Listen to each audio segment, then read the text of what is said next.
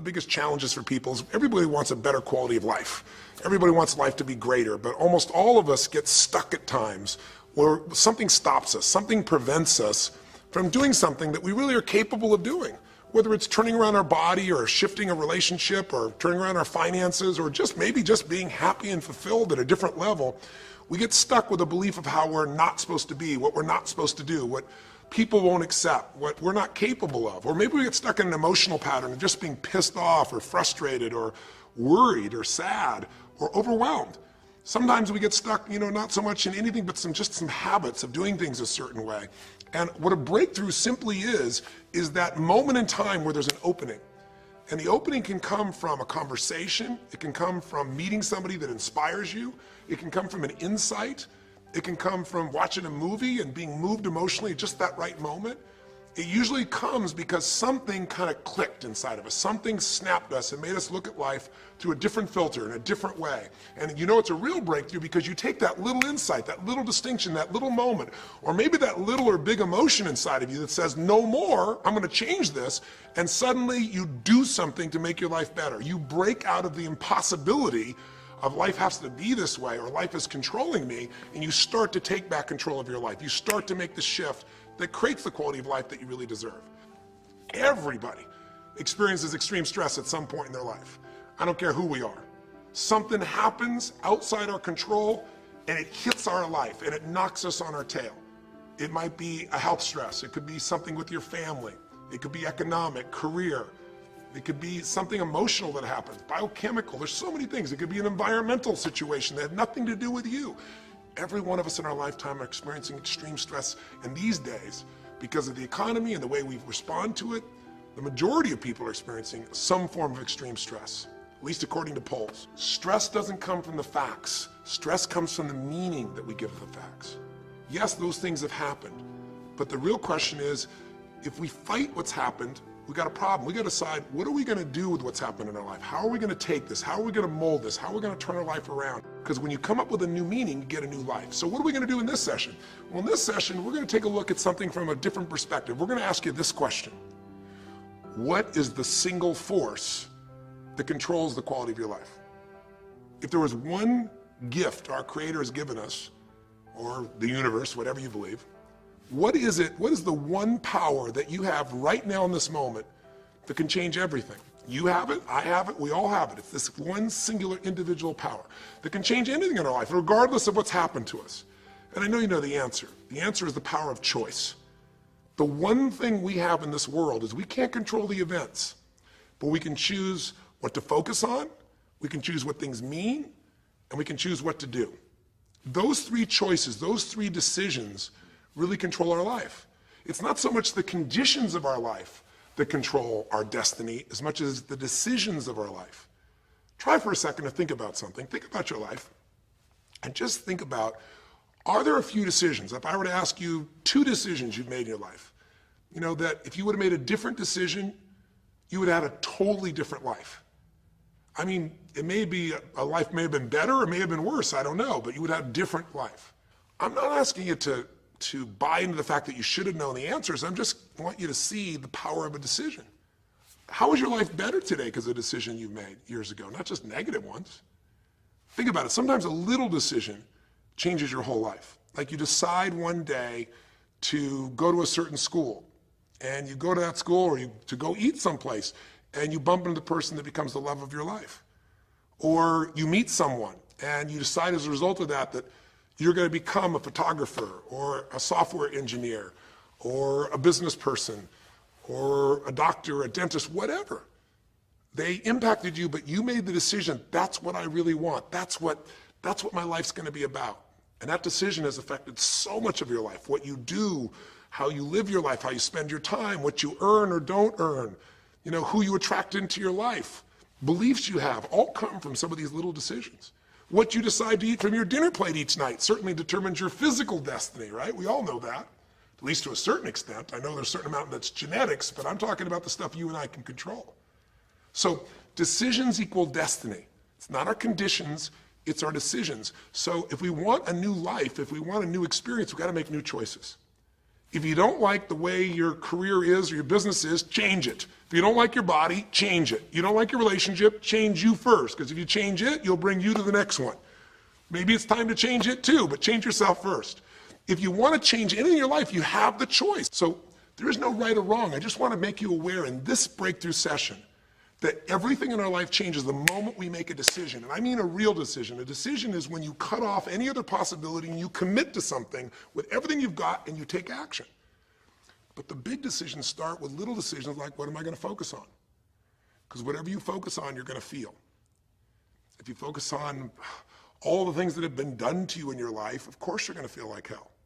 If you focus on all the amazing coincidences that have happened, things that maybe they were guided, maybe not, but things happen, and because of that, you met this person that's your best friend, your husband, your wife, or because of that, you have this ability, or because you were there that day, God, you missed an accident. I don't know what it is, but whatever you focus on, you're going to feel. If you focus on people don't care, and you'll look for reasons why they don't care, and evidence they don't care, you'll find it everywhere. If you look for evidence that people are really good people inside, that at some level we all care about each other, you'll find it. Seek and you shall find. The secret is, have you become conscious about your decision making? Because this breakthrough session is, really, you want to change your life, make new choices. New life comes from new choices, but you got to make conscious choices. The people in this particular television special, Melissa and her husband, they really found themselves in a place where they were both making decisions, Melissa and Rick, that were unconscious. When you make decisions about what to focus on and what things mean and what to do, and you're unconscious, you get pretty terrible results usually. Now, we've all done this. I do it still. We all do. But if you want to change your results, you got to become more conscious in your decision making. So think about it. What you focus on, you will feel. Whether it's true or not. You focus on how people don't care, you're going to feel they don't care. Second decision you make is, what do things mean? So you focus on something someone does and you come up with a meaning, and the meaning is, no one loves me. The meaning is, they're trying to take advantage of me. Depending on what meaning you come up with, and you get to choose the meaning of anything. For some people, they say, this situation happened with the economy, and what that means is, I'm going broke. Somebody else said, the situation happened with the economy, guess what? That means I'm going to work harder, I'm going to be more creative, it changed everything. Everybody else is going to quit, so we're going to dominate the marketplace. For people to do it. Is this the end right now, or is it the beginning? See, whether it's the end or beginning is your choice. You get to decide, because once you make up a meaning, it's true. If you think that this is the end of a relationship, are you going to treat people the same way as if you think it's the beginning of a relationship? No way. In fact, I tell people, if you want to have a great relationship, think about this. Treat people like you did in the beginning of the relationship, and there won't be an end. In the beginning of the relationship, when somebody says to you, would you take out the trash? What do you say? Of course, take out the trash. You're happy to do anything, right? But after about 6 months or 6 years, you go take them out the trash. You go, what do you mean? What, I look like your janitor? Take out your own trash. The meaning we give things is very different, and so we feel different, and our life is different. In the beginning, you'll do anything for someone. Now you make up a new meaning. Why should I have to do that for them? Little choices, like what to believe about yourself, what to believe about other people, whether this is the end or the beginning, start to affect your whole life. And the third decision we make, we decide what to focus on, most of us unconsciously. We decide what things mean, and the third thing we decide is, what are we going to do? We decide to quit because it's overwhelming. We decide to get strong and focus. We decide we're going to turn it around. We decide to wait and see. Ultimately, your destiny is determined by what you do. So, for example, what do you do if somebody comes to you one day and says, you have a tumor? Again, I've had that experience. I use that as a reference point because I've had a lot of intense experiences in my life, but that was one of the more intense ones for sure. Had many, but that was very intense. You know, first, what do you focus on?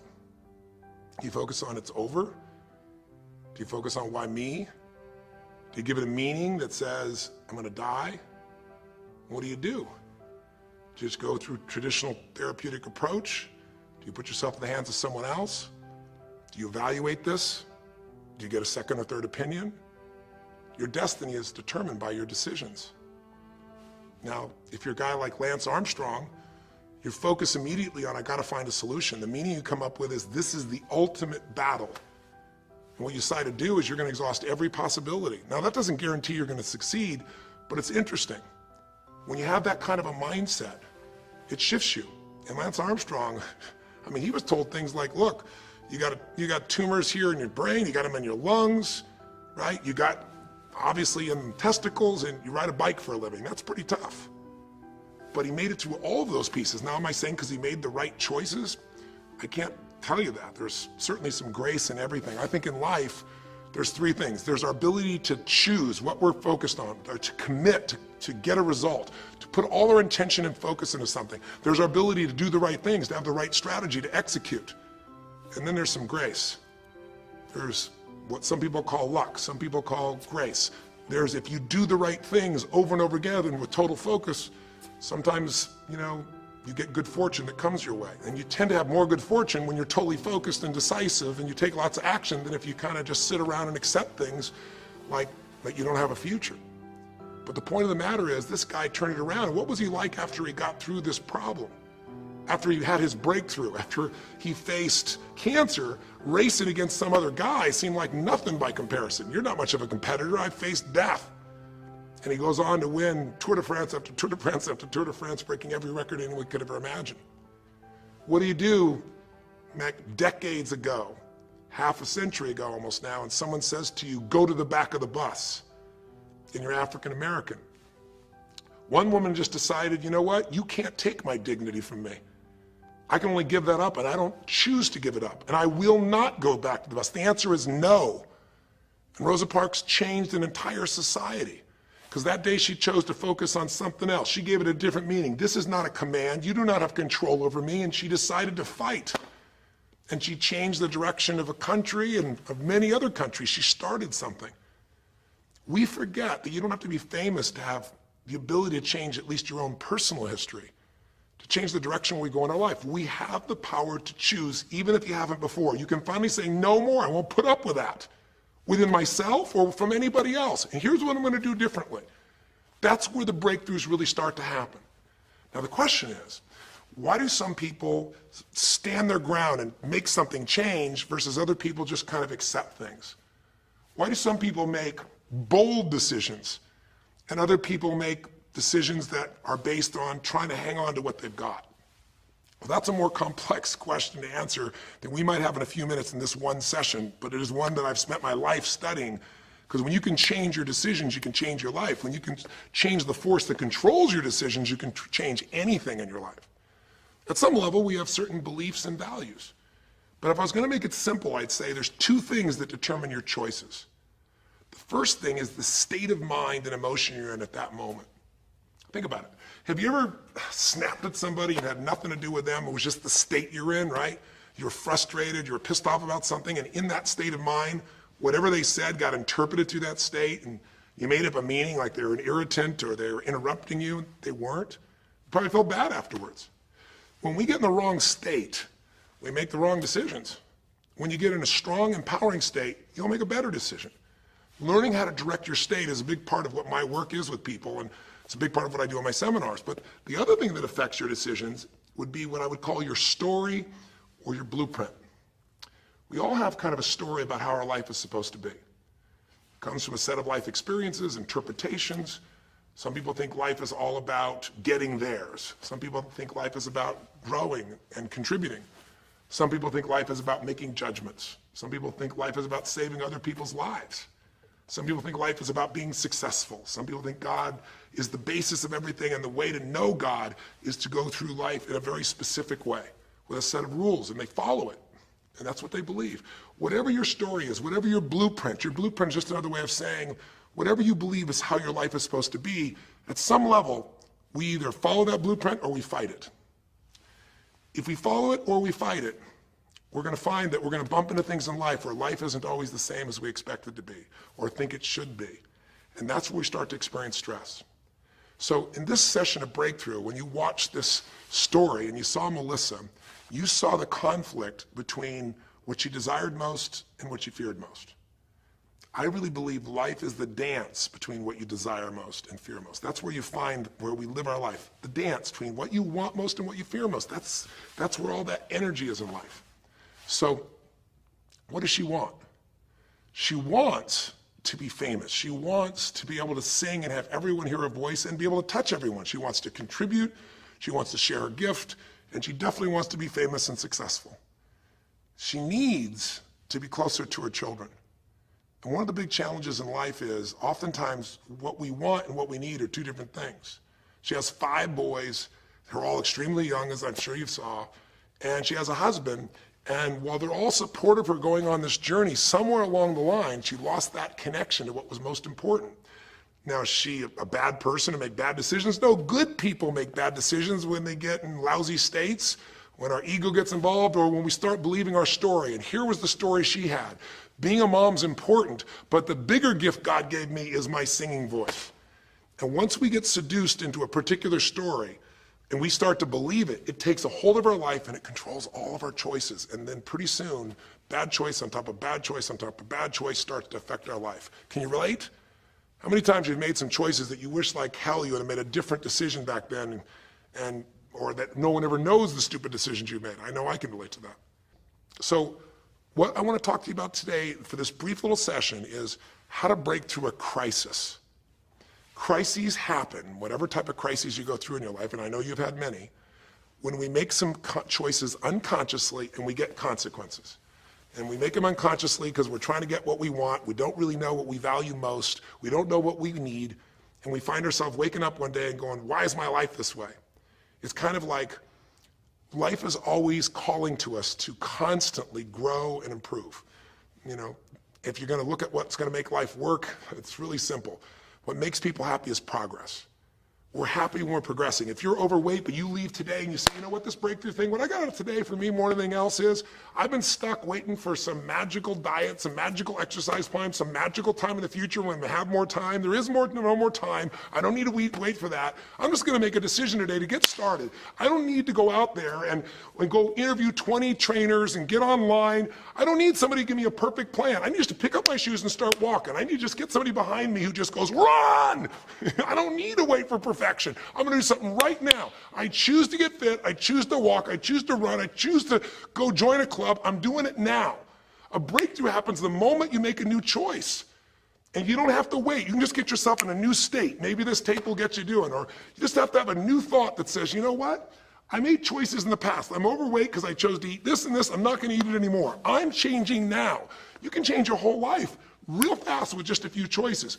But if you don't make the right choices, eventually you're going to face a crisis. Crisis is when you made so many poor choices that sooner or later life shows up, and instead of asking gently for you to change and improve, to grow, to make progress, to be happy, life, when it's a crisis, now demands change. It isn't asking anymore. We borrowed money as a society and we overspent and we talked about changing and we knew we had to change, and now a crisis happens and guess what? Nobody has a choice. The game has changed. And what crisis does is it melts us down. It melts us down so that we can recast our life. We can remold ourselves. And usually on the other side, our life is greater because as we go through that crisis, we have to grow. Everybody wants change. Nobody wants to do it. Everybody, I should say, wants progress, but nobody wants to change. Everybody wants their life better, but nobody wants to do the push-ups, the running, have the economic or emotional discipline to make it happen. But if you're watching this right now and you're still with me, some part of you wants more. And I'm saying to you, choose it. And the way you're going to choose it is really simple. If you're in that crisis, what keeps you in the crisis is probably because you're being reinforced. Most people, they overeat, or they smoke, or they drink, or they yell at people. They keep doing it because they're rewarded. Whatever gets rewarded gets reinforced.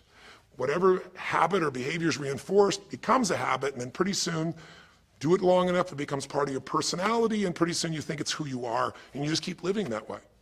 I mean, it's easy to see this in other people, right? It's easy to see how messed up they are and how easy they could if they just make some new choices. All you got to do is turn on the television, some news program, some entertainment program, and you'll hear detailed descriptions about some person who is a very powerful celebrity who is doing some stupid thing.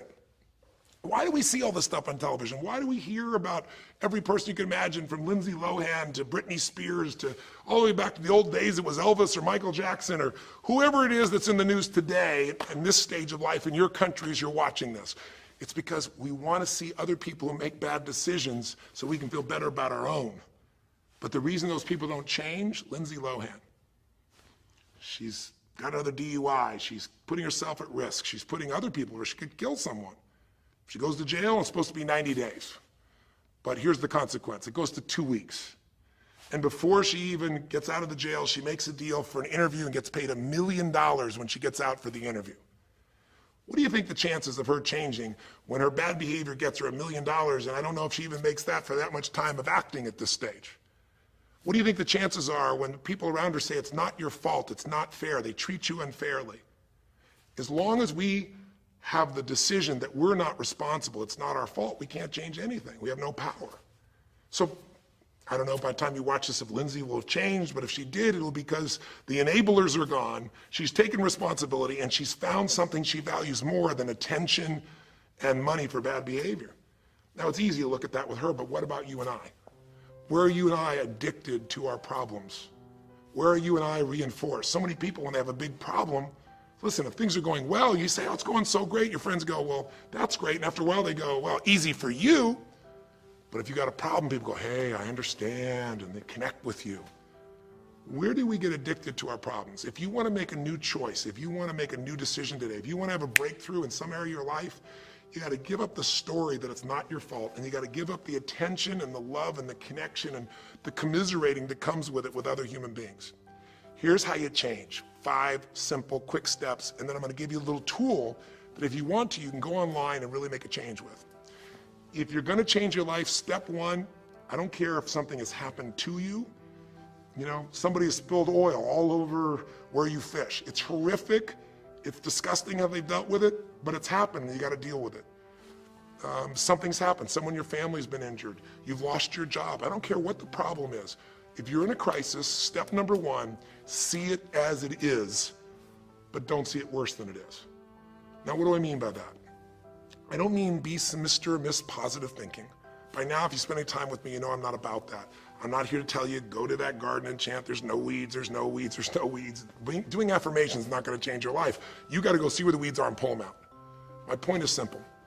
You got to see what the problem is, but you can't make it so horrific that you just give up. Today, this is the first generation in almost 100 years of Americans who now believe, the majority of Americans now believe, that the quality of life for themselves and their kids in the future is going to be worse than the past. They have, in other words, nothing to look forward to. 63% of the US as of today. Wow. When you start thinking there is no future, you go into what we call learned helplessness, a place where you just kind of give up. And if you get to that place of giving up, then you have no power over your life. That's when people get depressed. That's when people do crazy, stupid things. That's when people want to turn to drugs or alcohol or sometimes suicide or just total frustration and anger, and their life starts to do the opposite of a breakthrough. It becomes completely stuck and in pain or in ongoing suffering. If you and I are going to break out of that, we got to see it as it is. We're not here to be positive thinking people. You got to see what's really going on. But if you're overweight, you can't say to yourself, well, I'm big boned. That's not why you're overweight. You're overweight because you don't work out, you eat certain things, you eat Cheetos all day long watching TV. I don't know what it is you do, but I know it's not just because you're big boned. You don't want to make it so it's outside your control or you can't change it. So see it as it is, but don't see it worse than it is so that you have no reason to try. Does that make sense? That's the first step. Step 2, get to the real truth and deal with it.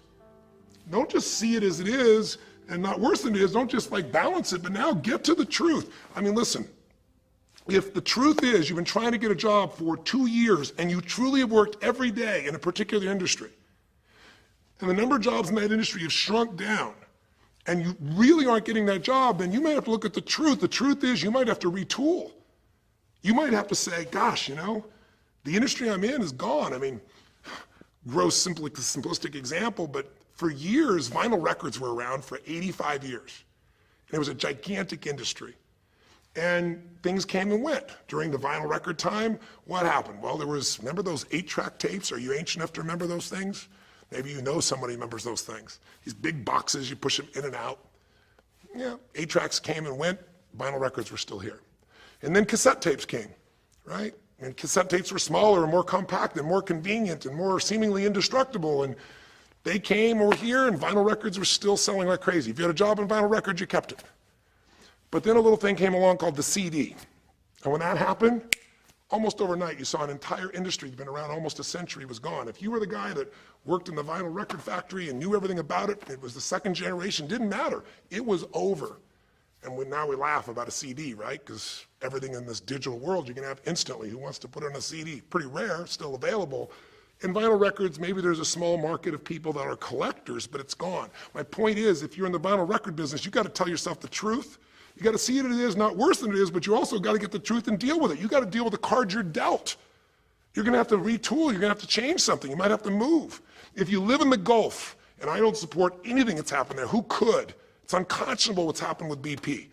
But if you live in the Gulf and you're a third generation fisherman, and you fish for oysters and they're dead, you better get to the truth. Are they going to be dead for 2 years or 10 or 20 to the best of your ability? And you might say, well, I can't do anything else. I can't. I'm a third generation. This is all I know. Yes, you can. Get to the truth and deal with it. Deal with the card you're dealt with. You got to deal with it, sure, I'm sure legally, but in the meantime, you got to take care of your family.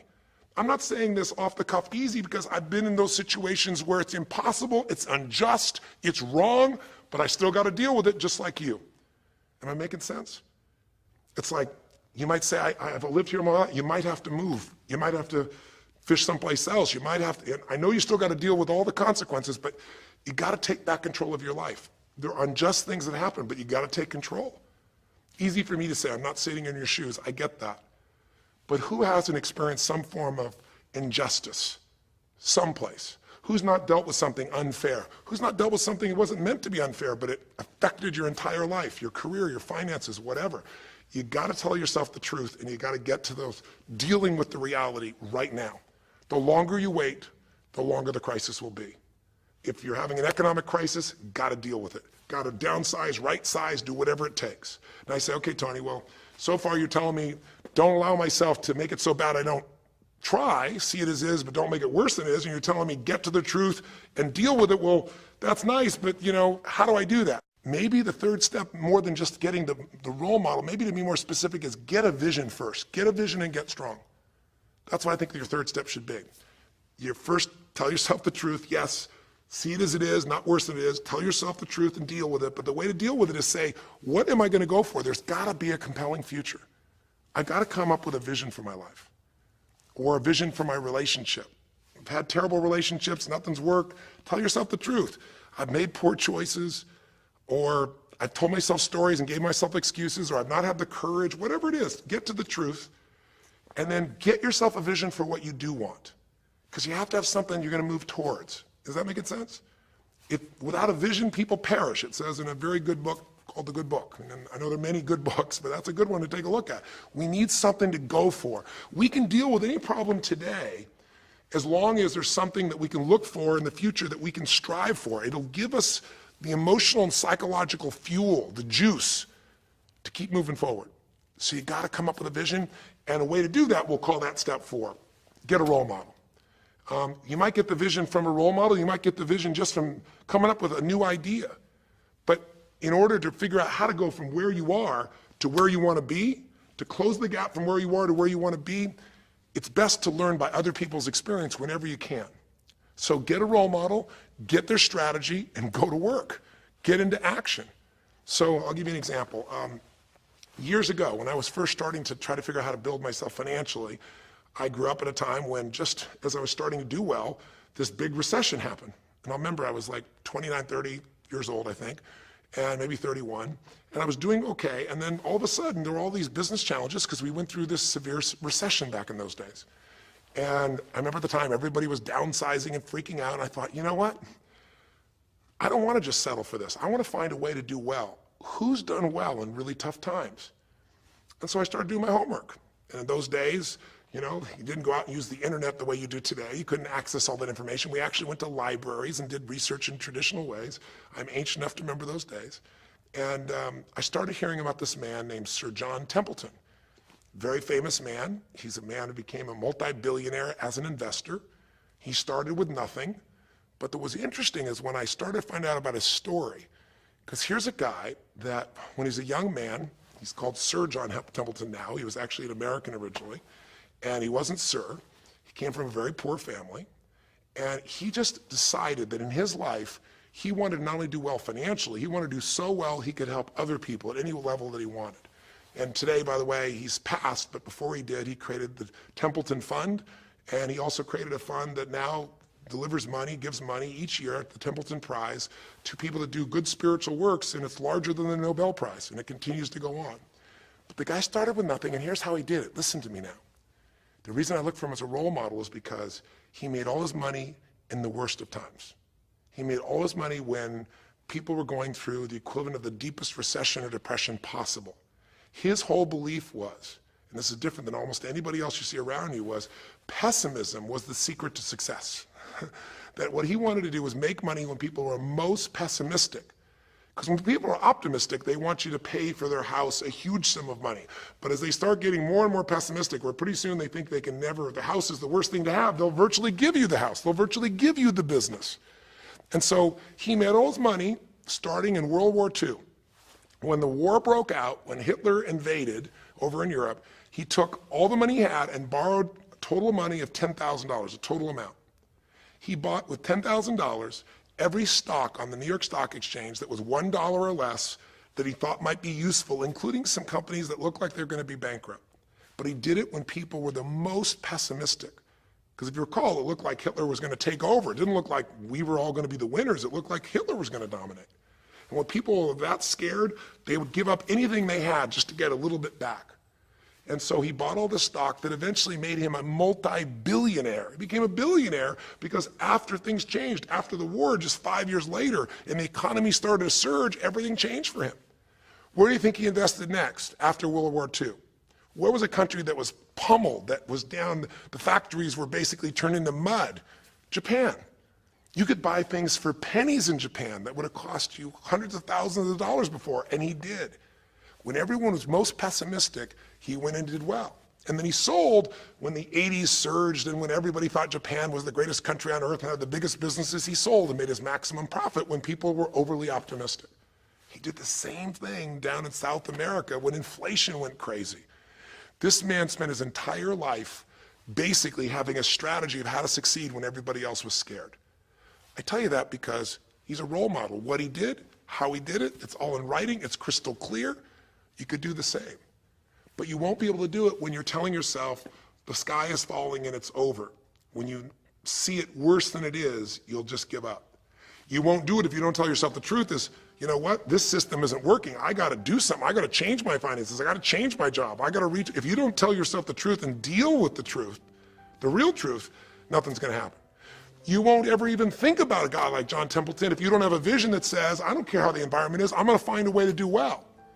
And you won't do well unless you get a strategy based on a role model who's really done it. My whole thing is this: if anybody has something you want, they aren't lucky. They did something. If you model them, if you take similar steps, you can produce a similar result. Make sense? And then finally, the fifth step, look, if you're in a situation where you see it as is, but not worse than it is, if you've told yourself the truth and you dealt the cards you're dealt with and just decided you're going to change it and you're willing to do what's necessary, if you put yourself in a place where you got a new vision and you gotten yourself strong, if you got a role model and you got some strategy and you got yourself into action, step 5 is give much more than you expect to receive. Simple as that sounds, if you find a way to meet people's needs in business, in an intimate relationship, meeting your kids' needs, anybody's needs, the whole game changes. What happened here when all of a sudden, you know, Melissa finds herself coming home and all of a sudden she finds out that while she's gone, her kids now don't want to talk to her boys, her husband has had an affair.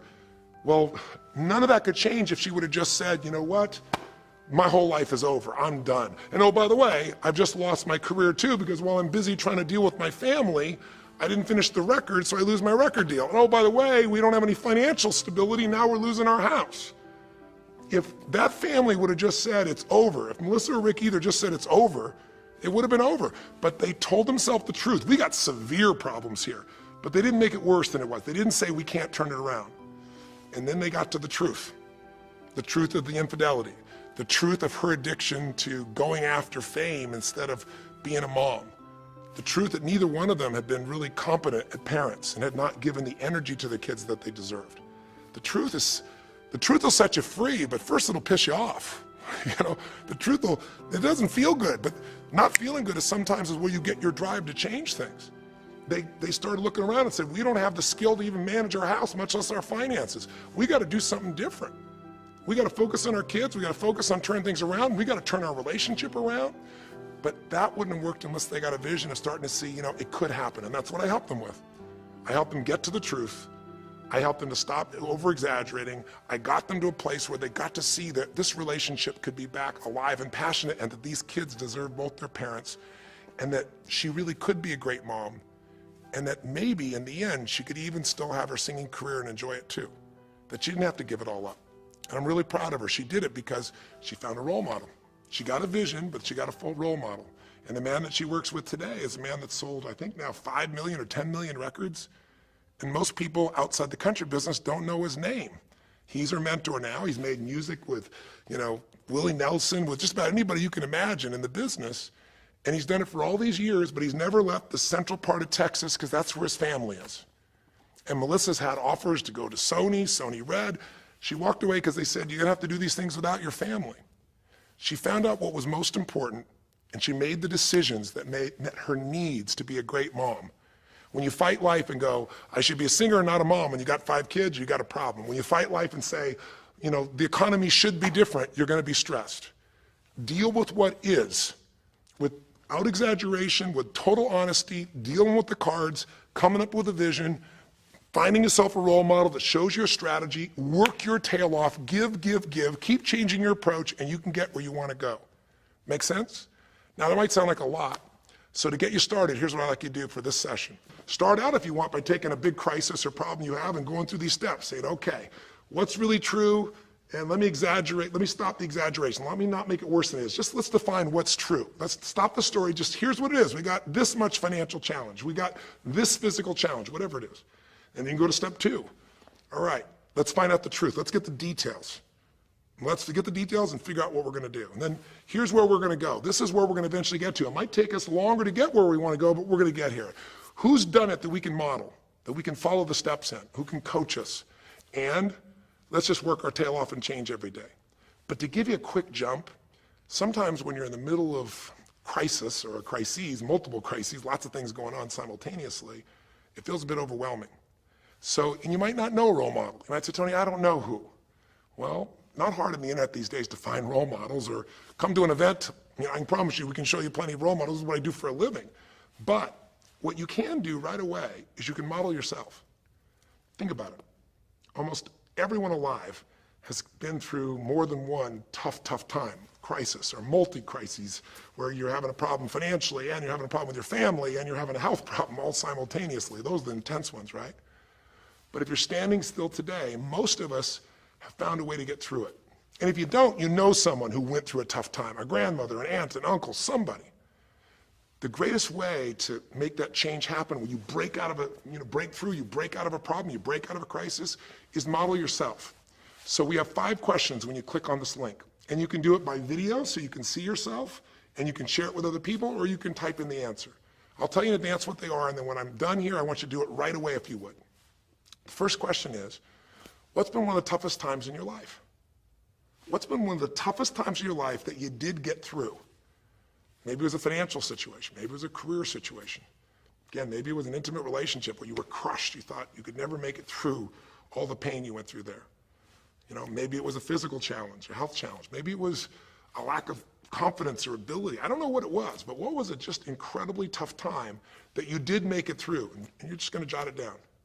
Or you can do it in the video and just tell us, because you're not only gonna get this answer, but we're gonna create a community of people who will be role models, people that have been through hell and back, saying, here's where I was, here's what I got through, here's what shifted my life, here's what you can do. And we're creating this community as our gift to you, so that this isn't just a discussion that's one way. I want to do is start a conversation with you where we can help each other. So that first question is, what's a crisis? What's a challenge? What's a tough situation you eventually made through, but it really was difficult for you? Second question, you go back and you think about that situation. What pulled you through? What pulled you through that situation? What did you learn? What distinction? Or did you get a strategy? Or was it a belief? Or did you meet someone who helped you? Or was it just somehow you clicked into your faith and you kicked yourself into gear? What pulled you through those tough times? Was it a person? Was it a place? Was it an idea? Was it a distinction? Was it a belief? What was it? Share it with us. Type it down or tell us from your heart what it really was. Third question is just real quick. It's just for contrast. And the third question is, what was your life like before the crisis? Like right before all hell broke loose? Usually you'll say, oh, my life was so great. But when you go back and look at it, was it so great? Was it wonderful? Just out of curiosity, right before all hell broke loose, third question is, what was your life like right before it? And then the fourth question, what'd you do? What did you do to go from where you were to where you are today? What did you do to get over that situation? What did you do to get through that situation? What did you do to turn it around? What action did you take? Who did you go learn from? What skill did you go get? What did you physically do? Kind of give us the description of what you did, because we all want to know, because you can provide us a pathway. You may have been through a crisis that someone else is going through right now, and they could learn from you, because they could learn the shortcut. And finally, the fifth question, maybe the most important one besides what pulled you through, and the fifth one is, how is your life actually better today because you went through this crisis? Whatever the crisis was. How are you stronger? Or are you more compassionate because you felt that suffering? You don't want anybody else to feel it. Or are you more hopeful because you know you made it through that so you can make it through other things? Or are you in a situation where you've got a skill today that you didn't have and wouldn't have had if it wasn't for that situation that made you have to grow? Or are you just happier today because you have a contrast of what life could be like, and so now you appreciate the simple moments? How are you better mentally, emotionally, physically, financially, or spiritually today because you went through the crisis? Even though you wouldn't want to go through it again, you don't want anybody else to go through it, how did it actually serve you in the end? I think if you answer these 5 questions, you don't need to remember them. I said them to kind of trigger you thinking. All you do is type in the answer, or you take the instructions and click on the video and go, okay, toughest time of my life? There have been so many, but I'd say when I went through this divorce, or I'd say when I was told I had this tumor, or I'd say when they told me this company was going to go bankrupt, or whatever it was. Second question, what pulled me through? God, I don't know, I guess a combination of things. One was this belief that somehow everything in life happens for a reason and a purpose. And even though I hate this, something must be calling me to grow. Or I'll tell you what it was. It was a friend that sat me down and said, man, you're going through hell. But when you're in the middle of hell, when you're pushing through hell, just keep pushing. Just keep going through it, man. I've been there. And he gave me this plan, or he gave me this strategy, or he told me, you know, this problem won't last forever. Trust me, I know it feels like it's the end of the world, but 10 years from now, you and I will be sitting here, and you'll be here with your children, and you'll be here with your wife, and we'll be talking about those tough days, and we'll actually smile and laugh about them and be so proud we made it through it together. Or you might say, what got me through it was prayer, or my faith in God, or what got me through it was just massive action. You know, what pulled you through? Just tell us. We all want to hear, we all need to know. And there's lots of ways to get through hell, isn't there? There's lots of ways to get through a crisis. There's so many ways. That's what I want people to get. So when you're done with this on the website, you will give in something. Because a community is not just a place you go get stuff, right? It's a place you give. And the more, you know, authentic you can be and honest from your heart, the more other people will see and be touched. You know, what was it like before? Oh my God, I was on top of the mountain. And what did you do? Here's what I did. You know, I told myself the truth. I went and got this new education. I went and started talking to people each day. Whatever you did. How's your life better today? There's a phrase, you know, be humble or be humbled. You know, I have a different level of humility because I know, you know, that as good as I may think I may be, that situation reminded me that life is not just about me, it's about we. Or, gosh, because of that, I love my wife so much because we made it through that situation together. Or because of that, man, I'm so much stronger financially. I'm on top of things. I don't let anybody spend. Whatever it is, tell us how your life's better. Okay? I don't know how long the session was. Again, there's no script here, baby. I just want to work with you heart to heart to say one thing. If you want to break through, you have to make new decisions. New choices create a new life. The only thing stopping you is some limiting belief. Some belief about how life should be different or you should be different. Deal with life the way it is. Tell yourself the absolute truth. Don't make it worse than it is. Tell yourself the truth. Deal with it. Get a vision. Get strong. Get a strategy. Get a role model with a strategy and get into action, and then put your focus on taking action every day. Giving, giving, giving. Change your approach. You will get there. Go to the Power of Crisis right now. Click in. Give us your message and the answers to 5 and look at other people. You'll find people have been through things you can't imagine. A woman talking about how one day she was home and a man came in, and to try and save her children from being hurt, she had to let him rape her right in front of her kids. And when her husband found out, he came home, he was so upset he left her. And then she developed cancer. I mean, you'll see some stories here that'll blow your mind. And today she's the most happy, incredible woman, and she's helping other people who have cancer to get through it. She's healthy and strong. Her kids are strong. We need those kinds of role models. So whether your story is little or big, there is no little or big. We all need a pathway of power. And this will be a gift to yourself because it will activate your resources, and it'll be a gift to other people as well. So that's our session. The power of decision, the power of choice, how to face a crisis and turn around. And it may not sound like rocket science. It's not. It's just called the truth. And the truth will set you free, as they say. So live strong and live with passion.